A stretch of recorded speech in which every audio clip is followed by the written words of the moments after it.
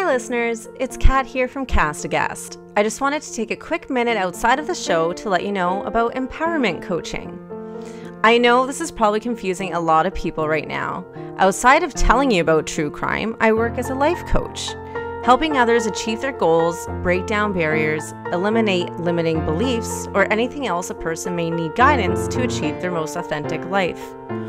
The world has been upside down since 2020, and I know a lot of us may be lost, confused, or unsure as to what we want and how to get there.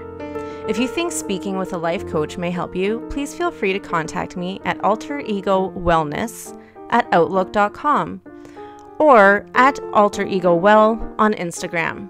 Okay, now back to our show.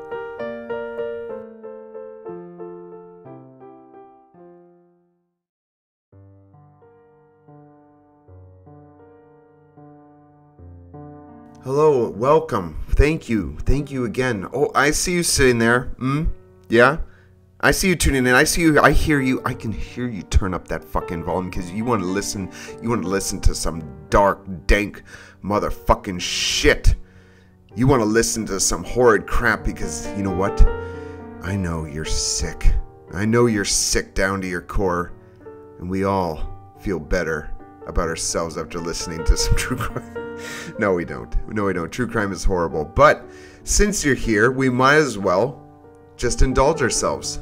Today, we got a special one for you. We got stabbing a family because you're jealous. Getting shot, breaking into a home, and then asking the homeowner, why didn't you open the door? And lastly, beating your best friend because they had a girlfriend back in the day.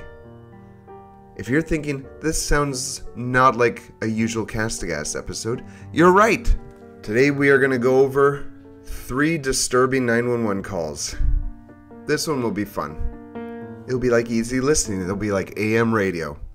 So, grab yourself something potent to enjoy, and let's get into this. I'm John, and I'm Kat, who's currently in the washroom, making her own true crime. And this is Cast Agast.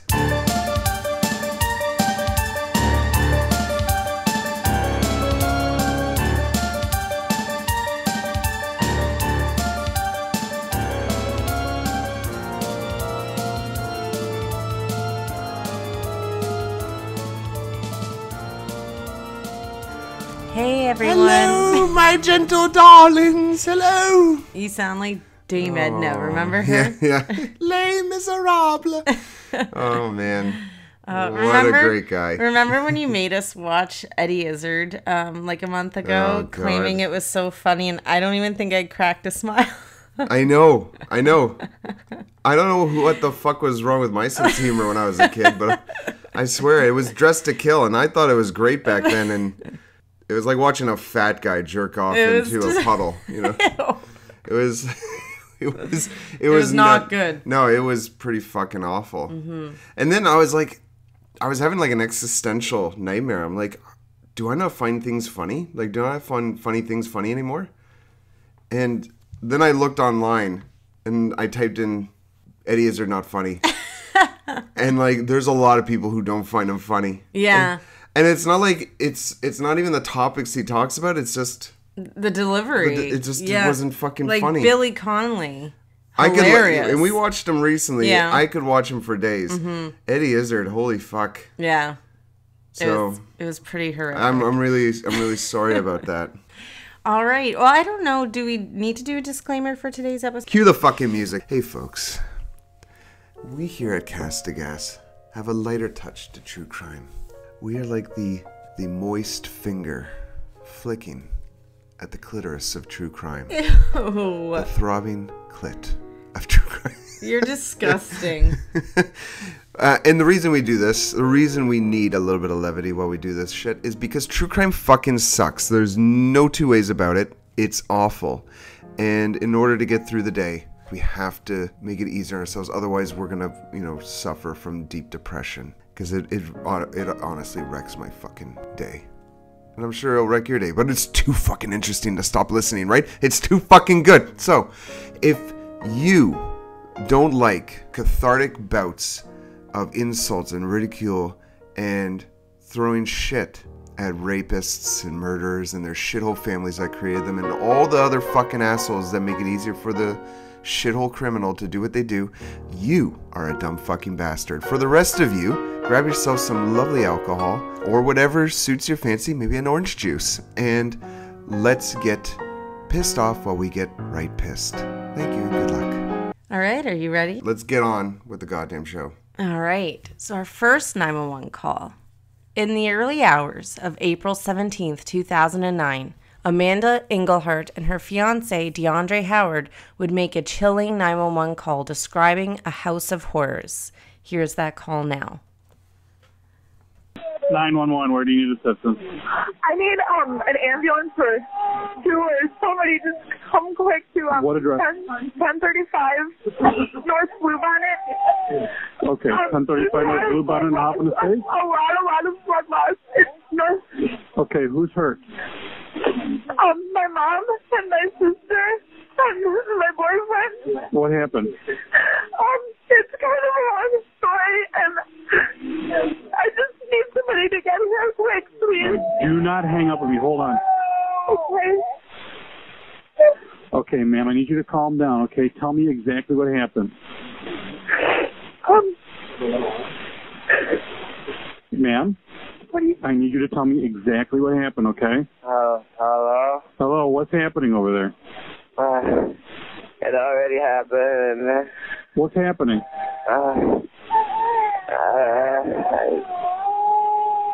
Lord. Hello? What is your name, sir? I'm losing. I'm really losing. Who's the girl? Can you put her back on the line? Laura tried Okay. to stab me. Who tried to stab you? He took the knife from me. Okay. And she stabbed me in the arm. Hold on a second, all right? I fought for the knife. He took the knife from me. Who stabbed you, sir? Sir, who stabbed you? Hello? Who stabbed him? My sister did. Where's your sister now? I don't know. I think Where is she, ma'am? she's on the floor. She's on the floor. How did she end up on the floor?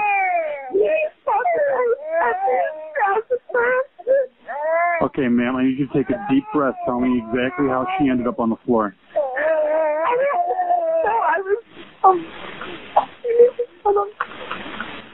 Okay, ma'am, what is your name? Her name is Amanda Engelhardt. That's the girl's name I was just talking to? Yeah. What's your name?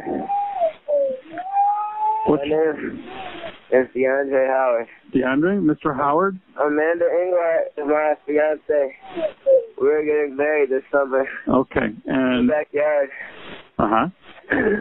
I won't make it. You will make it, sir. Just tell me you've got help on the way, all right? Listen, Andre, was it her sister that stabbed you? Yes. Where is she right now? We were fighting for the knife, and I stabbed her. She's not talking. She's not, okay, so she stabbed you and you stabbed her? Yes. Okay, are you and her the only two that are hurt? No, her dad. Where's her dad? He's dead. He's dead? Dead. Okay, hold on a second, sir. I'm dying. Okay, Andre, you just stay with me on the phone, all right? Sally. Miley.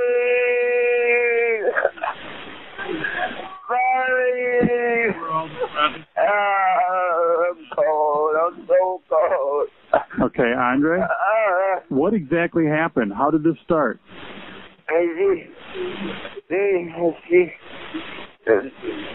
She wrestled me for the knife, stabbed me in my arm. Uh-huh. My right bicep, she got a...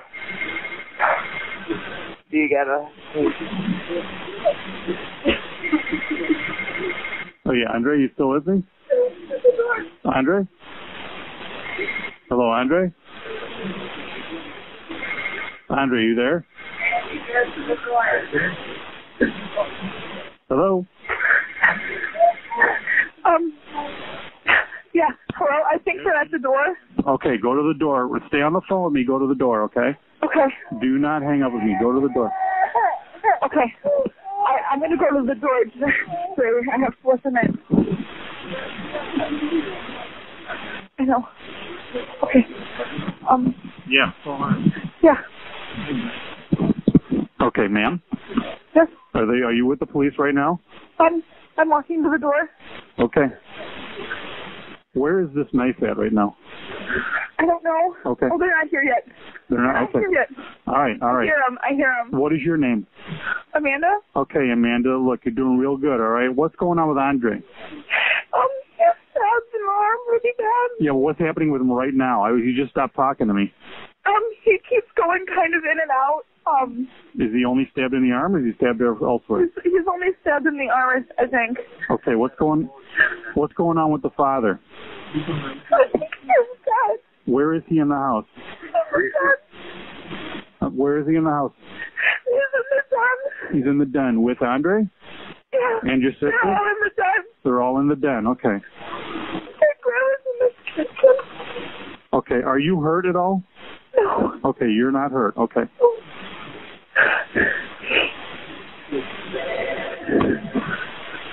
Okay, Stephen, stop. Okay, all right. Just stay on the phone with me until the police are talking to you, okay? Okay. I don't see any ambulance. What's that? I don't see any ambulance. They're on the way. Okay. All right, the police are going to speak to you first, okay? The ambulance is on the way, all right? There's over here. Hello? Hello? Okay, then. Okay, talk with the police, Amanda, okay? All right. Oh, that poor guy sounding like so woozy. What the fuck happened to the grandma? So A grandma was mentioned. She's in the kitchen. Oh, well, what is she doing there? Why isn't she in the den with the rest of the dead people? well, I'll tell you. The guy was like, I'm dying. You got stabbed in the arm, sir. Sadly, Alan Engelhart, 57 years old, his daughter Laura, 18 years old, and Laura's grandmother, Marlene Gassick, 73 years old, died from their injuries. Amanda, DeAndre Howard's fiance, who we heard on the 911 call, was unharmed. DeAndre claimed that Laura, Amanda's sister, was the one who went on the stabbing spree, killing her father and grandmother. DeAndre then fought her for the knife, stabbing and killing her in the process. But what really happened was much more sinister. No shit. Like, you could tell something was up. On April 17th, 2009, DeAndre had showed up to Amanda's home at 1:45 in the morning after the couple got in a fight earlier in that evening at their apartment. He had accused Amanda of cheating. During their fight, DeAndre demanded that Amanda and her 8-month-old baby leave the house, so she called her parents and was picked up. Amanda woke in the night to a knife being held against her throat. Jesus. He then took her to the den and tied her and her mother up. He says he was going to make them pay because Amanda ruined his family and he was going to ruin theirs. Holy fuck. He woke 18-year-old Laura up and took her to the others where he bound her. It was during that time that Laura broke free from her ties and fought DeAndre for the knife, stabbing him in the process. All hell broke loose with DeAndre. Once he gained control of the knife, he stabbed 18-year-old Laura repeatedly in the chest. Shelley, Amanda and Laura's sister, began screaming, so DeAndre turned his attention onto her and began stabbing her. The screams woke up Amanda's father, Alan, and her maternal grandmother, Marlene. They ran towards the den. DeAndre stabbed Marlene and slashed Alan's throat. Holy fuck. Amanda and her sister, Laura, who was brutally wounded but still conscious, begged DeAndre to call for help, which he refused to do for over an hour. Oh my God. For over an hour, this family was butchered and tortured. Eventually, he relented and called 911 with the embellished story. When police arrived, it was sadly too late for Laura, Alan, and Marlene. Fuck. Shelley, the mother, was seriously wounded, but she survived her injuries. DeAndre confessed to the murders, but his lawyers were claiming insanity. Oh, get the fuck out of here. In 2009, a jury deliberated for less than 3 hours and found DeAndre Howard guilty of all charges. He was sentenced to 3 life sentences plus 60 years with no possibility for parole. Nice. Good. Fucking bastard. And I also wanted to mention with this one how amazing the dispatcher was. Yeah. Like, he was a great dispatcher, just trying to keep, like, at that time we didn't know that DeAndre was at fault for all of this, but he was doing a great job talking to Amanda and DeAndre and being really compassionate and patient with them. Yeah. And getting them through that. And I think he needs to be commended as well. Yeah, it was a really good call. And then we have the Englehart family. Yeah, so that's Amanda. That's Laura. This is Mom Shelley, Dad Alan. I don't know if we have a picture of the shitheel of Marlene. Oh, I saw DeAndre Howard. Yeah, I want to see what this fuck ass looks like. Yeah, he looks like a big pile of crap. Yeah. Just flipping out. Do we know if she actually cheated on him? No, like he like, just accused her. Again, like but even if she did cheat on him, it would still in no way justify. It wouldn't warrant. But it's just like fucking get over it. Yeah. But the poor mother too, losing her daughter, husband, and mother. Oh, that's fucked. Like, that is just absolutely heartbreaking. Yeah, that's all awful. in one night, you're losing your many. Your entire life. Yeah. Like, it's holy shit. But yeah, at least he's where he belongs. Well, no, he belongs in the electric chair or yeah. a gas chamber or something. But knowing that he's fucking gone out of society for good is as best as we're gonna get. Piece of shit. Yeah. Okay, our second 911 call. All right, round 2, go! In May of 2014, Cindy Bulk was inside her home when she heard someone creeping around her house. She armed herself with a gun that her late husband had taught her how to shoot and hid inside her bathroom. Here is her 911 call. Hello, 911? Hey, please help me. Somebody's trying to get in my house. What are they doing? They tied my front door and my cut door, and now they're trying to break in my back door. Okay, stay on the line with me. I've already got off the started. Do not hang up, okay? All right, I have a gun in my hand. I'm terrified. Okay. I've got officers already on the way. I'm going to keep you on the phone until the officers get there, okay? You said Okay. they're trying the back gate now? I think they're in the back now. Okay, so first the front door. Somebody's in the back and on my porch. Someone's on your porch? Please hurry, please. Ma'am, they're coming out there as fast as they can. Can you see anybody? I'm not asking you to look, but did you see anyone? Like, are there any open No, windows? somebody's banging on my Arcadia door. Okay, are you expecting anybody? No. Okay. There's no vehicles out front of my driveway. There's no somebody's walking around my back porch. Yeah, like I said, I'm going to keep you on the phone until the officers get there, okay? Do not hang up. We have got a lot of officers coming out there. It just broke in. It just broke? Yeah, they broke my Arcadia door. Okay, yeah, I've got them coming out there. They're coming out as fast as they can. Have you heard any voices? No, they're coming in right now, though. Okay, tell me if you see them. Tell me what they look like, how many of them are, whether they're men, women. I just saw one. Just saw one? Okay, did you see a person, or did you see, like, the shadow of a person? Person. Green hoodie. They're coming in right now. Please, please, please. Yeah, they're coming out as fast as they can. I promise you, they're coming out there as fast as they can. I've got a lot of officers responding. And as everything you're telling me, I'm typing, and the dispatcher's giving it to them immediately. They're getting all this information. They're breaking out my window. Are you in your bedroom, or? I'm in my bathroom. Okay, yeah, they're coming out as fast as they can. I've got a lot of officers responding.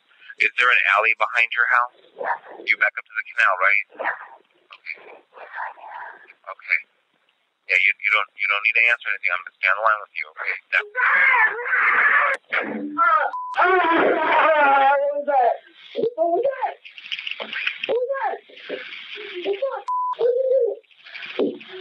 What happened? What did you do? Did you do you just think you have to shit that guy? What you coming right up for? I shot him. You shot him? Yeah. Oh my God. Okay, I've got everybody coming out for help, okay? Please hurry.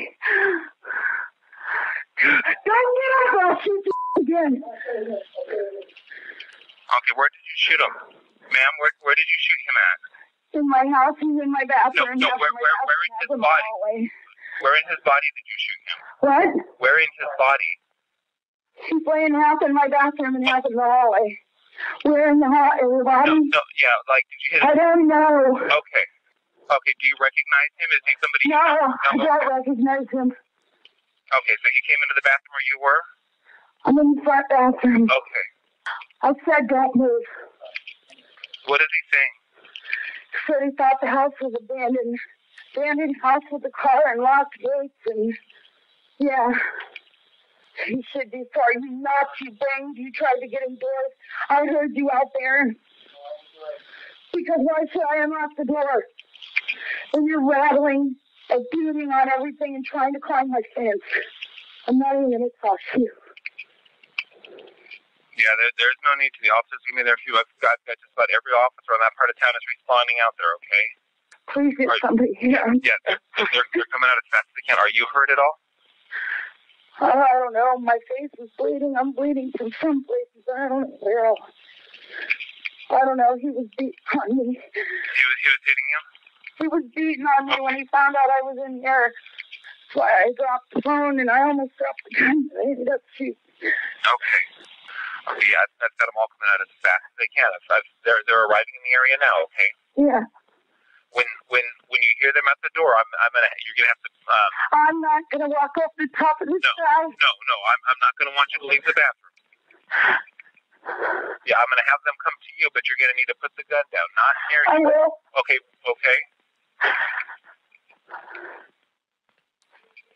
I'm here. I'm gonna wait till you see the officers before I disconnect, okay? Yeah, I'm showing they are there. They should be coming inside. Oh, okay. Okay. Come on back. I put the gun down. Okay, I'm gonna let you go now. Okay. Okay. All right. Bye-bye. Oh man, that was a good one. That was like a good news story. Yeah, that's a feel good. Yeah. You know, that needs to be on John Krasinski's like feel good news. Yeah. Or whatever. That was awesome. You can play that on a Christian podcast. Holy cow, that was fantastic. Just hearing that stupid son of a bitch moan in the back. When he says like, "Why didn't you open it?" Though, Oh, what like, a dumb fuck. What a dumb fuck. So as we heard, Cindy fought off her attacker, who was 20-year-old Michael Lewis. She had shot him in the stomach, where he would spend a month recovering in the hospital before heading to jail. Cindy suffered from blunt injuries to her head, a knocked-out tooth, and PTSD. Whoa, shit. Michael had beaten her with a garden tool, hit her head on the towel rack, and punched her repeatedly. All in that short period of time. All in that short amount of time. Holy fuck. Michael managed to bend her over the bathtub, but she was able to fire before he could cause her any further harm. Oh, good for her. Holy shit. Yeah. Her injuries left her in a wheelchair for a year. Jesus Christ. And rendered her unable to work anymore. Michael was charged with second-degree burglary and aggravated assault. Due to Michael's schizophrenic history, he was only sentenced to 1 year in prison and 4 years probation. Oh, fuck that. He was ordered to pay restitution to Cindy Bulk, but stopped after paying out only $458. Oh, fuck this bastard. She should have just blew his fucking head off. I am happy to report that Cindy Bulk has made a full recovery from her PTSD and is encouraging others with her strength and resilience. Oh, that poor woman. Yeah. That's like so fucking bullshit. I don't care if he has schizophrenia. Just fucking blow his head off. And just imagine, like, 4 months before, you know, when before her husband had passed, he taught her how to shoot that gun. Yeah. Saved her fucking life. Yeah. But that's it. Aggravated assault. Aggravated Like, he was assault. clearly, like, bent her over a fucking tub. He was going to rape and kill her. Yeah. Like, I don't care if he has schizophrenia. He doesn't belong in the world. I do believe he was on meth at the time as well. Oh, fuck off. Then he's an asshole and a fuck up. Yeah. Like, put this fucker away. He doesn't belong. That's the, Oh, my God. Holy shit. It's like Carrot Top. yeah. Carrot Top with schizophrenia. And you saw what she looked like. What did she look like? Oh, yeah, now I kind of remember. Are you ready for a third and final 911 call? Yeah, let's do it. Okay. 16-year-old Dylan Murray and his friend 15-year-old Giovanni were headed into the woods in their Florida town, Poley County, to smoke some weed. As you do. Things would take a turn for the worse when 911 received a frantic phone call. I saw him walking, and he brought me to the woods, and he took my baseball bat and tried to beat me. He tried to attack me, and then me and him got into a fight where I had the baseball bat, and I don't know if he's dead, because I hit him so many times, man. Dad! Dad, help! Dad, help! Dad, help! He was trying to kill me!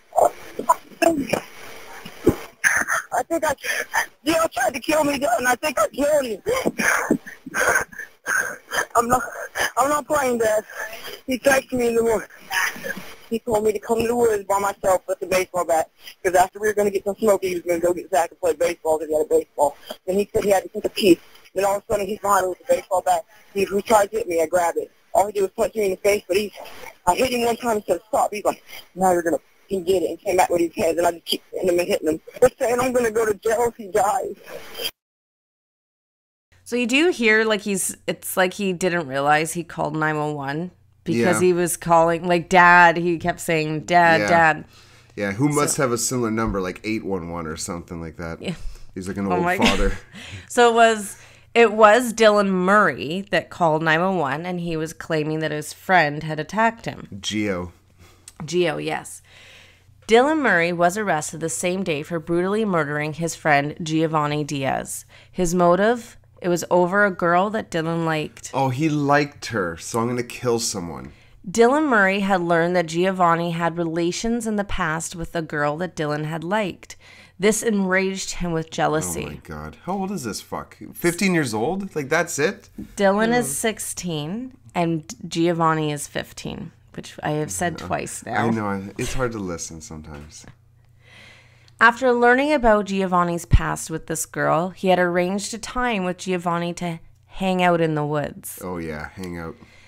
The pair settled on Monday, March 18th, 2010. Dylan Murray brought the bat with him. Once in the woods, he had casually brought up the relations Gio had with the girl that Dylan liked. And shortly after, Dylan began beating him with the bat. Dylan confessed that Giovanni never punched him or antagonized him in any way. That was a made-up story. He didn't use the bat in self-defense. He used it to kill his friend over a jealous rage. Holy fuck. Like, learn to hit a pillow. Like, you fucking idiot. Dylan Murray was sentenced in 2021 at the age of 20 to 60 years in prison and then 20 years of probation after release. His sentence will be reviewed again in 25 years.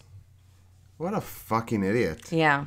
And like... Holy shit. Like, fucking grab some porn and jerk off your pain. Like, what's wrong with you? Like, it just over liking a girl. It's not like it was an ex or anything. Oh, but... he looks like a fucking cunt. With that Bieber haircut. Like, what a piece of shit. Yeah, and that's Gio. And his friend, like he slept with this girl or just I don't kissed know, her? like he was 15. Like, yeah, that's what I'm wondering. Yeah, it's if 15. anything, like, it was just probably very awkward teenage stuff, you know, maybe just hands. Oh my like, God. who knows? Even if he did sleep with her, who cares? Like, it's like a whole lot of shit over nothing. And it was in the past. It's not like he learned Dylan liked this girl, so went after her. No, I say keep him in jail. If that's how upset he gets over something that had nothing to do with him. Yeah, well, if he got 60 years, he won't be getting out until he's 80. Well, it gets reviewed. Yeah, it gets reviewed in again. 25, right? Yeah. So that was our first batch of 911 calls, and I do think I will be featuring some in the future of like really shitty ass fucking dispatchers. Oh, yeah. Oh, my God. That would be infuriating. Yeah. Yeah, you will experience true rage listening to those. But I thought it would be a good focus. Like, both dispatchers in these were... Like, you don't really hear much of a dispatcher in the last one. But in number 1 and 2, the dispatchers really killed it. There are just, like, some jobs where it's like... I get it.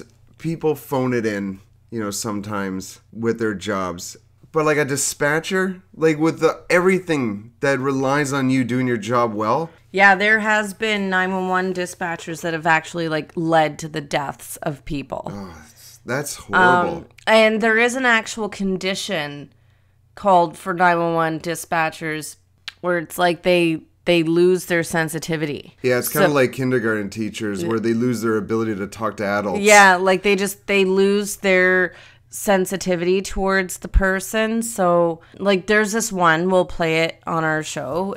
I just wanted to go to this woman's house and just like toilet paper her house and like leave dog poo on her doorstep. Like she was just this brutal dispatcher, and she resigned. Oh no, it was like she was quitting, so this was her last 911 call. Yeah. And it led to the death of this woman, like completely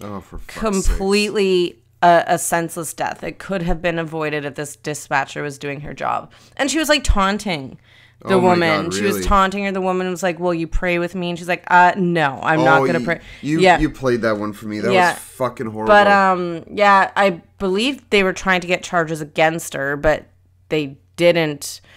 That didn't go through. But like a whole bunch of 911 dispatchers in result to that had to take like a resensitivity training. Oh yeah. You know, like because they tell you, just like they tell cops and paramedics, you have to respond to every single call as if it's your family member making that call. Yeah. Like I get it with like some cops and detectives. The shit they see every day, you're gonna have to compartmentalize. And you hear But too, the work that I've done, I got to do a tour of a dispatch center. It is incredible, like how difficult that job is. Yeah. Like the multitasking they have to do. Yeah. Is beyond me. But holy fuck, yeah. And it's like what you said. You have to maintain that. You have to have that sensitivity. I know, you just in order to do that job properly. And it's like you said, there's going to be days where you're just not functioning at your best. And, you know, you get the calls. You hear about those crazy calls of, like, a person calling 911 because McDonald's ran out of chicken nuggets. Yeah. You know, and it's just, like, I can understand. That is a true emergency, though, honestly. Or, like, the McFlurry machine is down. Wouldn't it be hilarious if, like, a McDonald's ran out of chicken McNuggets and then, like, the employees just ransack a Burger King and steal their tenders? Oh, my God. Anyways, so why don't we close out this with Dylan McDermott? All right, Dylan, Your Majesty. Tell us something we haven't heard before. Yeah, romantic comedies are the hardest movies to make. Maybe one works a year. Wow. Wow. Is he in any romantic comedies? I don't know. I don't know. Frankly, I don't know. his American Horror filmography. Story, you know, season 1 is a bit of a romantic. I guess they would be difficult because you can only like enjoy them so much. Mm-hmm. You know, it's difficult to get guys to go watch them. Well, the story, like, there's only a certain amount of stories you can do. And they lend themselves a lot to stereotypes. Mm-hmm. I would say even more so than like a low budget horror. Yeah. Like it's just like, at first they don't like each other and then they're forced to work together. And then they slowly start seeing the good in each other. And then they got eyes for each other. And then they have a weird moment where they're sexually around each other. And they have to shake their heads. No, I can't do that. And then they fuck. And then they fall in love. Or it's like the always a bridesmaid, never a bride story where, you know, the girl just never has luck with the men she dates. Never does. Poor Jennifer Aniston. And then, you know, and then all of a sudden she meets this like guy that she would never go for in the real world. But like for some reason he just keeps popping up at the store. Oh they my get God. the same taxi by accident. Oh my God, they drink the same mint tea. All right. This is going to be a long episode. You know what, though? I'll take a shitty romantic comedy over a tacked-on romance in another genre. Mm-hmm. Wouldn't you? Like, yeah. I don't want to fucking see any romance in an action movie. Can we talk about briefly, and if you've seen Halloween, if you haven't seen Halloween Ends and you don't want spoilers, then we're going to end it after this rant. So thank you for joining us, and we hope to see you next week. But if you have seen Halloween Ends, can we just talk about how fucking shitty that movie was? I was so pumped up for that movie. I love Jamie Lee Curtis as Laura. Like, I could not wait to see how they would wrap up a 40-year legacy, 40-plus year legacy with these two characters. And It was such a missed opportunity. Oh, it was beyond garbage. It was horrible. And the reason I'm bringing this up is because you brought on just like tacked on romance. Yeah. And that is like, for this movie is an hour and 50 minutes. And you're just all of a sudden thrust into this weird, toxic fucking romance of like they've known each other 3 days and they're like, let's run away together. Yeah. Like, it's just like, are you fucking kidding me? Like, it was just awful. The whole, if I can't have her, no one can. Like, and then when I learned after I saw that movie that it was supposed to be 4 years later. Yeah, that's I'm like, so stupid. So are you trying to imply that, like, when Michael Myers isn't out hunting for Laurie, he's living in a sewer? Yeah. Was that, like, a reveal, or is the sewer a new thing? Yeah. Like, and under a bridge, like a fucking troll, too. And there's an old, like, bum who knows he lives there, and yet he's not afraid. I know. Like, the guy clearly subsists, apparently, on dragging people into the fucking sewer and eating them. But the bum is like, I'm not marinated the way he likes them. Yeah, ew. You know, like, I don't... No. It was just a complete pile of garbage. We could fucking do a whole episode on that, but we'll end it there. But yeah, so thank you so much. We hope you enjoyed the phone calls. We're gonna do it again. Have a lovely goddamn week. Bye, folks. Bye-bye. You can check us out on YouTube at Catam Concoction. That's CATAMCONCOCTION. And on Instagram at cast_aghast. Remember, there's a silent H.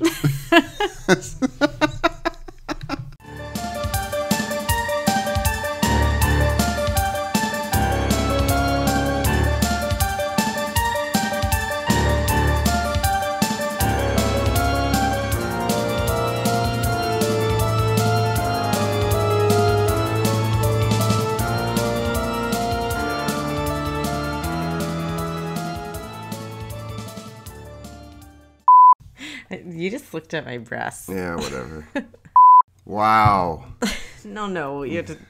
Amanda, DeAndre Howard's fiance, who we heard on the 911 call, was unharmed. Oh, he was unharmed. No, she was. Oh.